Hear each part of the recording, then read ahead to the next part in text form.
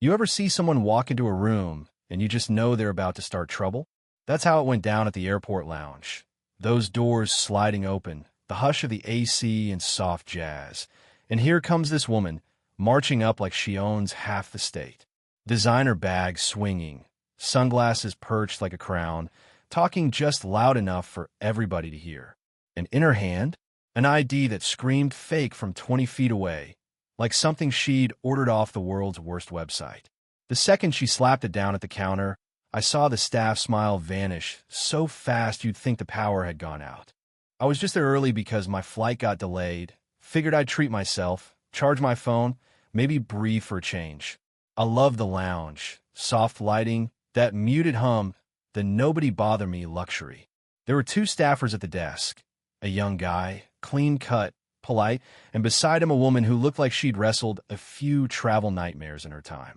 She smiled, but her eyes said, "Don't push me."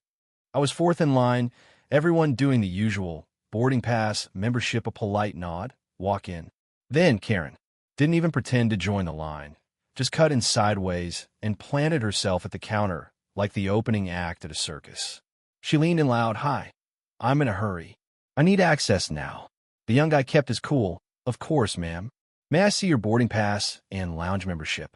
Instead of a phone, she whipped out a plastic card, thick, garish like a prop, and laid it on the counter like a badge. "This is all you need." The staffer picked it up and did the polite nod, but I saw the flicker, colors off, photo a little blurry, a name that sounded so official it circled right back to cartoonish. His eyes darted from the card to her face, then he angled it under the light. That hologram shimmered wrong, like a foil sticker off a cereal box. Karen spotted his hesitation and dialed up the volume. "Is there a problem? I don't have time for this. I travel all the time."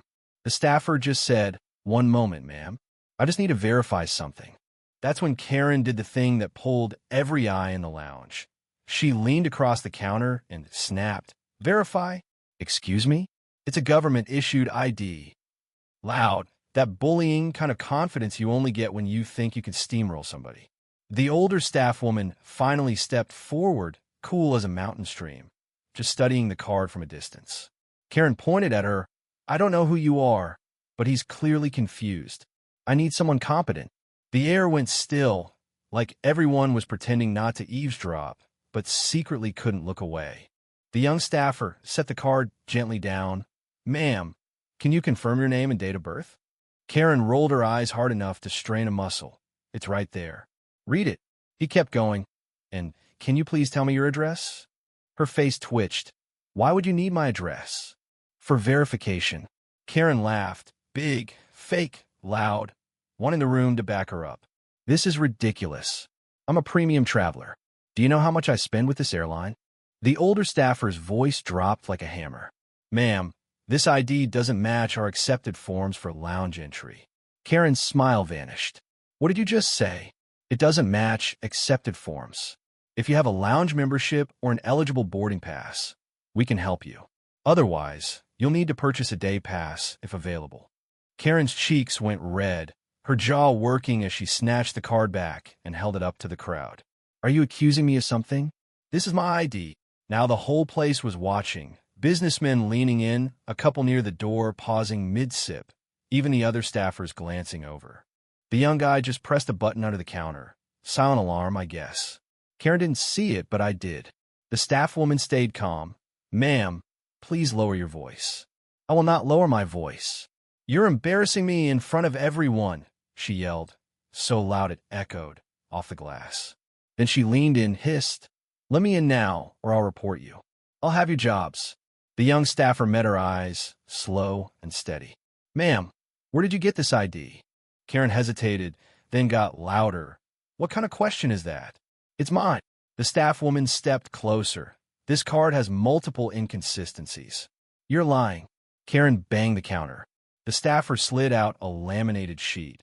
"Official IDs, accepted memberships." Tapped one section. "We can't accept this." Karen slapped the guide away. "I don't care what your little sheet says." That's when I realized this wasn't just entitlement. She was desperate. There's a difference. Entitled people argue about the rules. Desperate people argue about reality itself. Out of nowhere, Karen spun and pointed at me. "Huh? Tell them you've seen IDs like this before." My heart pounded. I lifted my hands. "Ma'am, I don't know you." "Of course you can. You're just scared because they're acting like police." The staff woman shot me an apologetic look. "Sir, you don't have to engage." Karen rounded on her. "Don't call him sir like he matters more than me." At that point, airport security strode up, tall, neutral, that energy you only get from folks who've seen it all and don't care about drama. He asked, "What seems to be the issue?" Karen immediately switched tones. "Finally, someone competent. These people are harassing me. I showed valid ID and they're refusing service." She made harassing sound like a lawsuit. The staffer quietly slid the card to security, who checked it out, tilting it under the light, then flipping it over. I saw the edges rough cut, not sealed. Hologram still fake. "Ma'am, where did you obtain this ID?" Karen crossed her arms. "I already answered that." "It's mine." "That's not an answer," he replied. The tension thickened. Karen laughed too loud. "You don't know that." "I do, because I've seen real ones," security said. Then Karen got theatrical. "This is humiliating. I'm being singled out. I demand a supervisor." The staff woman said, "He is airport security." "Then call someone higher." Karen snapped. Security didn't flinch. "Before we do that, I need you to step aside." "No, I'm not moving." Security straightened. "Ma'am, you're blocking the entrance. Step aside now." Karen planted her feet. "Make me." Security asked the staff, "Has she provided any valid boarding pass or membership?" "No, only the card," said the staffer. Security turned back. "Ma'am, one more time. Step aside so we can resolve this privately." Karen's face was stone. "You're trying to intimidate me." "No, I'm trying to prevent this from escalating." "Oh, it's escalating because I'm recording this." She whipped out her phone and started filming. "Look at this. Airport staff accusing me of fraud. Discrimination at its finest." Security stepped between her and the staff woman. "Ma'am, put the phone down." "I will not." And right then, she fumbled. The fake ID slipped from her hand, landing face up on the floor. Security crouched, picked it up, and this time really looked. He stood. "Ma'am, this card serial format is associated with counterfeits we were briefed on last quarter." Karen's mouth opened, then shut. "That's ridiculous." Security didn't argue. He radioed for a supervisor and a second verification. The mask cracked.